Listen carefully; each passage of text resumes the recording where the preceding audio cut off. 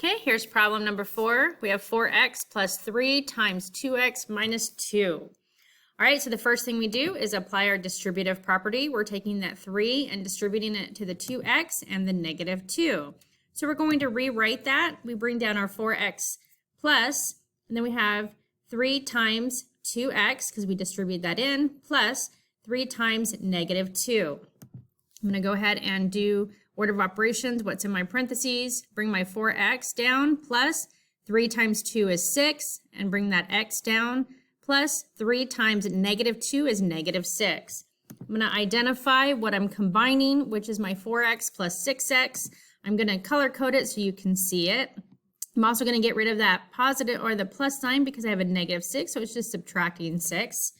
So I have 4x plus 6 minus 6, and that gives me 4 plus 6 is 10. I bring down that x, and then I bring down my negative 6 or minus 6, and that's all I can do.